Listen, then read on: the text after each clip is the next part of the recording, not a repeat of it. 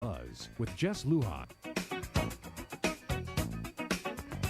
We're back with the former Director of Revenue and Taxation, George Cruz, of course, and recently retired as the supervisor for the business license section at Rev and Tax. George, let me also ask you about something. Let me read this code to you, because recently it was passed about the e-cigarettes, right? Yes. E-cigarettes. And I understand the intent. The intent is great. You know, we want a healthier community and all that. But in the writing of the law, and let me read what's in code already, okay? Never mind the bill, because it's already law. The code says, under 11 GCA 6, Tobacco Control Act of 2006, and it's even under the tobacco control, okay? Tobacco control. Tobacco control. Okay. Section I here, subsection I says electronic cigarettes, also known as e-cigarettes, are battery-operated products designed to deliver nicotine, flavor, and other chemicals. They turn nicotine into highly addictive and other chemicals into vapor that is inhaled by the user. For the purposes of this chapter and the prohibition pertaining solely to minor pursuant to subsection 6400, tobacco products shall also be deemed to include and shall be similarly applicable to electronic cigarettes. Well, let me ask you this, George, because electronic cigarettes is not a tobacco product, okay? So, for example, if I was a business owner and I were selling other items and I don't carry any tobacco products, okay? But I carry electronic cigarettes, the vapor from whatever it may be. Now, basically, prior to the law, and even with the law actually, because I don't carry any tobacco products, I'm not required to get a tobacco license, right? That is correct. Okay. You and Rev and Tax, in issuing licenses, you made the recommendation, because this is under the tobacco law, you made recommendations to businesses who don't carry tobacco products but carry electronic cigarettes. You suggested to them that you should get a tobacco license because you're operating, the law now says you're operating under the tobacco law, right? That's correct. Okay.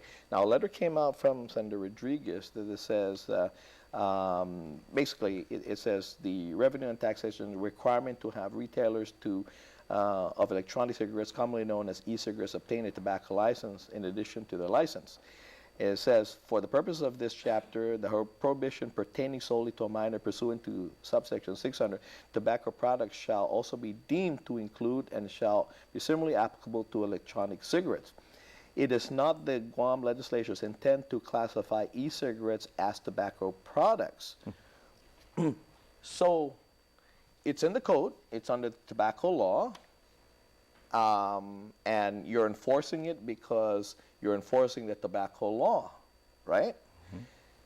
So how would this, I mean, if you were going to close down my business because an individual came and it was minor and he bought this from me, and I sold to a minor, and you would basically be enforcing a law, a tobacco law, that the legislature said it's not our intent to enforce that law.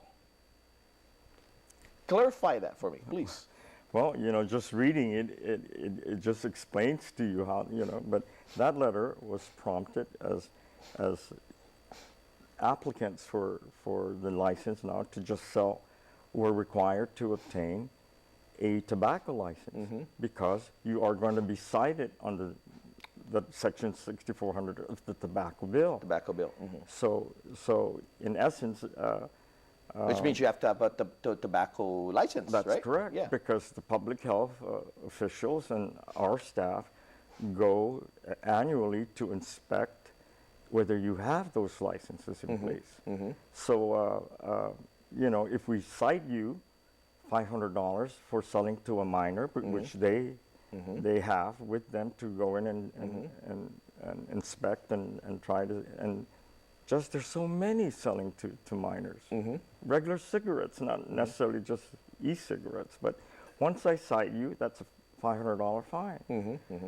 The second one next year, or you know, if I within any 5-year period, if I cite you again and it's $1,000 plus a 90-day suspension, if you don't have that tobacco license, I have to suspend the whole license, the retail license, to sell all the other products. But again, the letter came from the letter, so they say it's not their intent. It's not the intent. It's not a tobacco product. So again, you know, they don't, you know, I mean, so as a business owner, I'm going to say, well, George, I know you're the regulator here, but the ones that wrote the law, okay, which are supposedly smarter than you, because they wrote the law. They're telling me right here, they gave me the letter that I don't have to buy a business license, I don't carry products, but you're going to treat it as such. See the predicament? That's the predicament that we had, because, you know, what can we say when the drafter of the law is saying you don't need a license, but if I close you, it makes a difference. So Well, you know, well, again, as a regulator, you close my business down, okay? That's correct. I appeal it, I go to court, I obtain a lawyer, and I take you to court, right? I take you to court. And so I have this letter from the lawmaker that drafted the bill that became law. Now, all I got to do, I mean, you may not even, you may not even need an attorney. You just say, it's not, you know, they're not. I'm not supposed to buy. So why bother with it anyway? Yeah. Because I'm going to lose because that letter. So what gives you again the incentive to close somebody down, knowing that if somebody's challenged, you're going to have to defend yourself in court, knowing that a great possibility that you're going to lose this case. Well, see, again, all I do is collect the fine then, and you know. Well, would they even appeal the fine?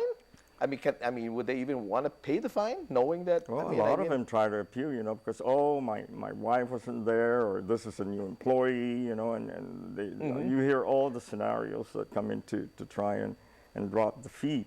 Yeah, you know, and I said, well, you have to talk to the public health official because this is a public health issue, and this inspection was conducted with public health funds to inspect, you know. Now, some of these places again, you know, they'll sell batteries, okay? They'll sell batteries.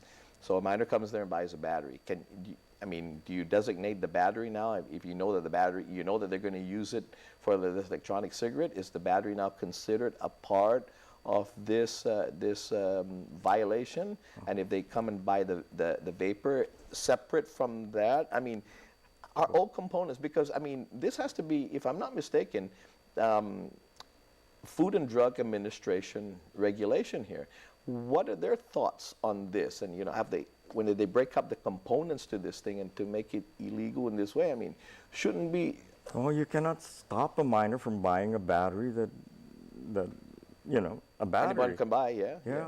It's not illegal to buy parts of it. You know, that's another issue which you just enlightened me on. You know, and I wonder if they even coordinated this bill with the Food and Drug Administration. You know, so them to piecemeal it just by you saying it, I can't cite the business owner and anything for selling batteries and parts and the nicotine liquid or whatever if they're, you know. Now there are businesses out here, right, that do sell parts and holistically electronic cigarettes that don't carry tobacco products, right? That's correct. Yeah. Now you guys have recommended to them, because when you read the law, you recommended to them to get a tobacco license. That's if we know. Yeah, if you know. When they come and apply, and they just they want to do application to sell dry goods, you know, batteries and all that stuff, regular retail store. We don't know that they're selling parts of, you know, unless we dwell, the clerk at the counter that's working with you at One Stop has to take that added effort to ask. And if they don't ask, we just give you a retail or a wholesale license to sell whatever, furniture, grocery items, department store items, and things like that. So that's batteries and all those parts are. Now again, George, we're not saying that the intent of the law is what we question. The intent is good. It's for having a healthy community. And as a matter of fact, I think you even met with a staffer of the senator's office that drafted this and said this is the intent. It's not the intent, I think, that is being challenged at this point. is how it's written and whether the enforceability, is there or not. It's there. We can't. We don't have. You know, just you repeat every time you read that, I just feel uneasy that we're inspecting for nothing. Because would it stick? You know, if you don't have a license to sell anyway, you know, it just creates they make it look like we're just trying to impose something that is unreal, and it is unreal. Yeah, I mean, you got to classify it. I mean, you got to if it's a tobacco product, then classify it as a tobacco product. But again, they already told you it's not a tobacco. It's not. But then again, and I'll read this to you. But the consequences are the consequences are citations of the tobacco bill. And again, it's 11 GCA under Finance and Taxation, Chapter 6, Tobacco Control Act of 2006. It's under there. It talks about vending machines, licenses, and things like that. So, yeah. Again, if you're not requiring the license, I understand because they're not a tobacco product. But if you're citing the law, that makes it a tobacco product in concert with a tobacco product. But the word there, and remember right here. Yeah, there's read, I think, is right here. It so says, for the purposes of this chapter, and the prohibition pertaining solely to sale to minor. A minor pursuant to subsection 6400, tobacco products shall be also deemed to include and shall be similarly applicable to electronic cigarettes. So, it's a tobacco product. And when George, I went to the staffer, he told me that I don't understand it, and I don't. I don't either. It makes two of us.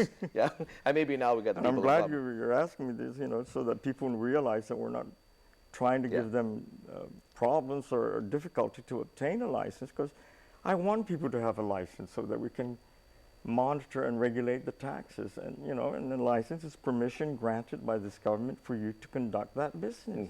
And one is saying no, the drafter of the bill says no, you don't need one, and I'm saying yes, you do.